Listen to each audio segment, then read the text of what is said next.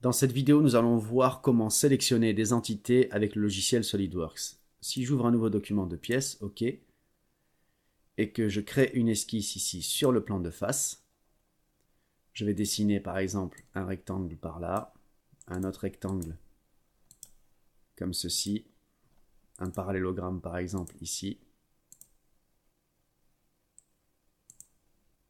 un autre comme ceci, et un troisième ici. Voilà, je fais un enchevêtrement d'entités, mais c'est juste pour montrer l'outil sélectionné. Donc déjà, la première manière d'accéder à l'outil sélectionné rapidement, c'est par clic droit ici, sélectionner.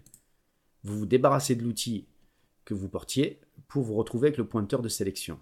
On aurait très bien pu accéder à l'outil sélectionné directement ici. Et comme on peut le voir, il y a plusieurs types de sélection. Ensuite, pour sélectionner, on peut tout simplement cliquer sur une entité. Ici, elle change de couleur et je peux la supprimer au clavier sur la touche supprime. Je vais annuler ceci pour le moment. Pour désélectionner une entité, il suffit de cliquer dans une zone vide de votre zone graphique ici. Ça a pour conséquence de tout désélectionner. Une autre manière de sélectionner, c'est de tracer par cliquer et glisser ici une fenêtre.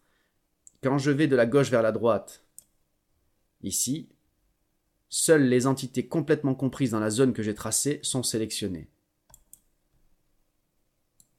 Donc de gauche à droite, c'est bleu, mais regardez ici, si je vais de droite à gauche, c'est vert. Tout ce qui est dans la zone rectangulaire verte que j'ai tracée sera sélectionné, même s'il n'était compris que partiellement dans cette zone.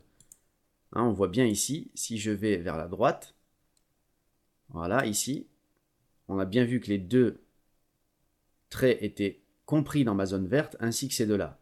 Ceux-ci sont donc sélectionnés, je peux par exemple les supprimer avec la touche supprime du clavier et annuler ceci, cliquer dans le vide pour tout désélectionner. Voilà à peu près ce qu'il faut savoir sur l'outil de sélection de SolidWorks.